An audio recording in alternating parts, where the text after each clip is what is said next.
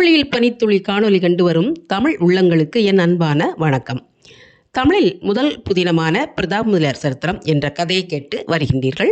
10 அத்தியாயங்கள் முடிந்துவிட்டன. இது 11வது அத்தியாயம். இந்த பதிவில் மகன் பிரதாபனின் மன ஓட்டத்தை புரிந்து கொண்ட அவனது தாயார் ஒரு கதை மூலம் தனது விருப்பத்தையும் தெரிவிக்கும் போது பிரதாபன் மனம் மகிழ்ந்து தனது தாயாரை தெய்வ நிலைக்கு உயர்த்துகிறான். அதைத்தான் இந்த பதிவில் பார்க்க இருக்கிறோம்.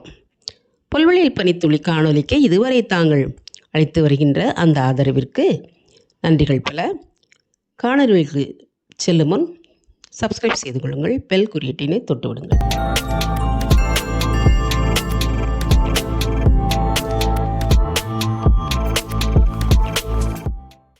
ஒரு நாள் என் தாயார் என்னிடத்தில் வந்து ஓர் இன்றியமையாத செய்தியை குறித்து உன்னிடத்திலே பேச வந்திருக்கின்றேன்.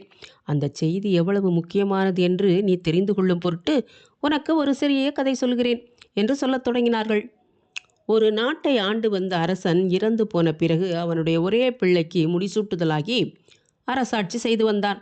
அவனுடைய பொருட்களை எல்லாம் கெட்ட வழியில் செலவழித்துவிட்டு அவன் உள்ள கவலையோடு படுத்து தூங்கும்போது ஒரு முதியவன் ஒருவன் அவன் முன்பாக தோன்றி, உன் தகப்பனாருடைய பொருள் அறைக்கு கீழே வெட்டிப்பார், உனக்கு பொருள் அகப்படும் என்று சொன்னதாக ஒரு கனா கண்டு விழித்து கொண்டு அந்தபடியே அவன் வெட்டி பார்க்க பளிங்கினால் கட்டப்பட்ட 2 நில அறைகளை கண்டான்.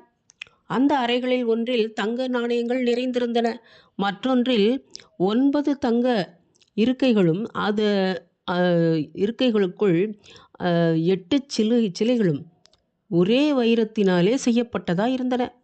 9வது இருக்கையில் ஒன்றுமில்லாமல் வெறுமையாயிருந்தது. அதில் அடியில் கண்டபடி அவன் தகப்பனால் எழுதப்பட்டிருந்தது, மகனே, அந்த 8 வைரச் சிலைகளையும் வெகு தொல்லைப்பட்டு தேடினேன். உலகத்தில் 9வது சிலை ஒன்று இருக்கின்றது. அஃது இந்த 8 சிலைகளை பார்க்கலாம் 1000 பங்கு மேலானது. அஃது உனக்கு வேண்டுமானால் கேரோ பட்டணத்துக்கு போய் அவ்விடத்தில் இருக்கின்ற என்னுடைய ஊழியக்காரனை கண்டால் அவன் அந்த 9வது சிலை கிடைப்பதற்கு தகுந்த வழியை சொல்லுவான் என்று எழுதப்பட்டிருந்தது. அவ்வாறே அந்த அரசகுமாரன் கேரோ பட்டணத்திற்கு சென்று ஊழியக்காரனை கண்டு அவன் மூலமாக ஒரு வேதாளத்தினுடைய உதவியை தேடினான். அந்த உருவமானது அவனை பார்த்தது. 9வது உருவம் தனக்கு கிடைக்க வேண்டும் என்று வேண்டிக் கொண்டான். அந்த வேதாளம் அவனை பார்த்து, 15 அகவையுள்ளவளாயும் மிகுந்த வடிவழகும் குற்றமற்ற தன்மையும் உள்ளவளாயும் ஒரு பெண்ணை நீ எனக்கு தேடி கொடுத்தால் அந்த 9வது சிலை உனக்கு கிடைக்கும். நீ பெண்களுடைய குணத்தை அறியும் பொருட்டு ஒரு கண்ணாடி கொடுக்கிறேன். அந்த பெண்ணை பார்த்தவுடன் அந்த கண்ணாடியை பார். அவள் குற்றம் உள்ளவளாயிருந்தால் அந்த கண்ணாடியிலும் குற்றம் தோன்றும்.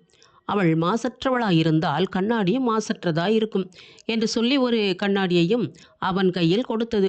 அவன் பல ஊர்களுக்கு போய் பல பெண்களை பார்த்து வேதாளம் சொன்ன குணக்குறிகளின்படி ஓர் அமைச்சன் மகளை தேடி பிடித்தான். அந்த பெண்ணை பார்த்த உடனே அவனுக்கே விருப்பம் உண்டான போதிலும் அந்த விருப்பத்தை விலக்கி அந்த பெண்ணை வேதாளத்தின் முன்பாக கொண்டு போய் விட்டான். வேதாளத்துக்கு மிகுந்த மகிழ்ச்சி உண்டாகி அந்த அரசகுமாரனை பார்த்து, நீ உன் ஊருக்கு போய் நிலவரையை திறந்து பார், அங்கே 9வது சிலையை காண்பாய் என்றது. அவன் அந்த பெண்ணை இழந்து விட்டோமே என்கிற வருத்தத்துடன் ஊருக்கு புறப்பட்டு போய் நில அறையை திறந்து பார்த்தான். 9வது சிலை அங்கு இருப்பதை பார்த்தான். அதாவது பேரொளி வடிவமாக ஒரு சிலை இருந்தது.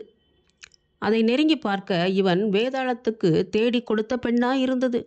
உடனே அந்த வேதாளமும் விண் வழியாக வந்து, அந்த பெண்தான் 9வது சிலை, அவளை நீ திருமணம் செய்து கொண்டு நலமாக வாழ் என்று சொல்லி மறைந்து போய்விட்டது.